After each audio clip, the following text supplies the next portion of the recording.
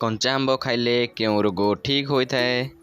Option A हईजा, option B cancer, option C चर्म रोग, ऑप्शन डी डायबिटीज।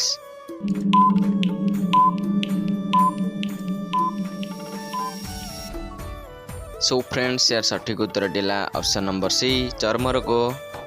कंचा आंब खाइले चर्म रोग ठीक होता है। तेबे आपण मानक पई परवर्ती प्रश्न, बारंबार काश होउथिले कौन खाइले आराम मिलता है? ऑप्शन ए घी, ऑप्शन बी लवंग, ऑप्शन सी दालचीनी, ऑप्शन डी कला गुड़।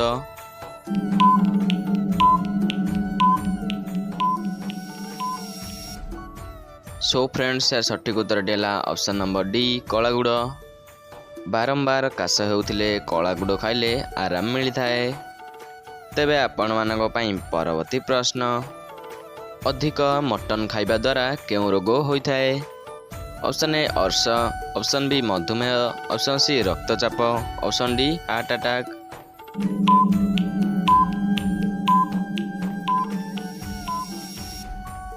सो फ्रेंड्स यार सठिक उत्तर दिला option number D heart attack. अधिक मटन खाइबा द्वारा हार्ट अटैक रोग होता है। तेबे आपण मानक पई परवर्ती प्रश्न, केउं पशुर क्षीर पीले मनीषर वृद्धि प्रखर होता है? ऑप्शन ए ओटो, ऑप्शन बी गध, ऑप्शन सी गाई, ऑप्शन डी हाथी।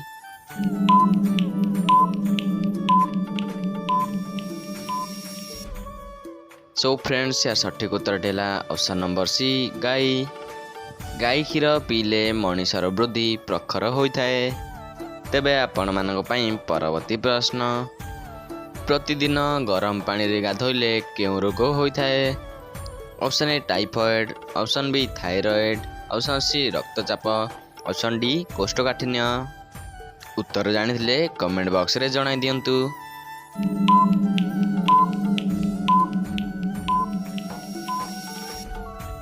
सो फ्रेंड्स यार सठिक उत्तर दिला ऑप्शन नंबर डी रक्तचाप। प्रतिदिन गरम पानी रे गाधोइले रक्तचाप रोग होता है। तेबे आपण मानक पई परवर्ती प्रश्न, खाइबा समय रे पानी पीले केउं रोग होता है? Option A acidity, option B diarrhoea, option C मलकंटक, ऑप्शन डी हार्ट रोग। उत्तर जानिथिले कमेंट बॉक्स रे जणाई दियंतु।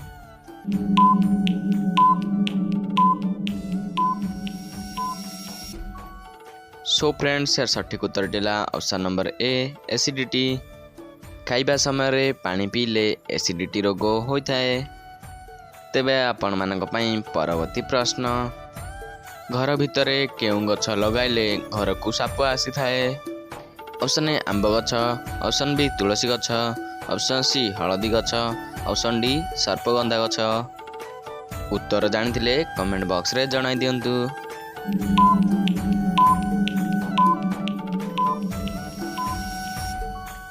सो फ्रेंड्स यार सठिक उत्तर दिला ऑप्शन नंबर डी सर्पगंधा गछ।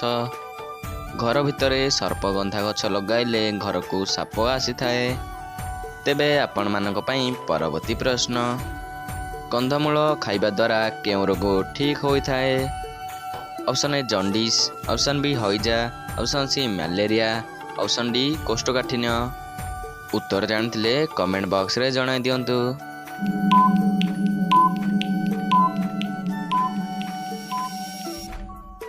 सो फ्रेंड्स यार सठिक उत्तर दिला ऑप्शन नंबर डी कोष्ठकाठिन्य। कंदमूल खाइबा द्वारा कोष्ठकाठिन्य रोग ठीक होता है।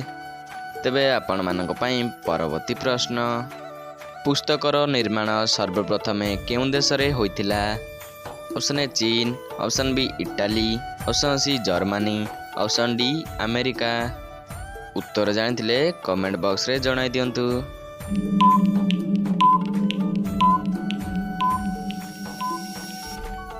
सो फ्रेंड्स यार सठिक उत्तर दिला ऑप्शन नंबर सी जर्मनी। पुस्तकर निर्माण सर्वप्रथम जर्मनी देश रे होइतिला। जदि आपको ये वीडियोटा भल लगी तो वीडियो को लाइक करने सहित चैनल नुआ थे चैनल को सब्सक्राइब कर पाखर बेल नोटिफिकेशन को ऑन कर रखु, कारण सबदिन आपको एमती नुआ नुआ वीडियो देखा मिल।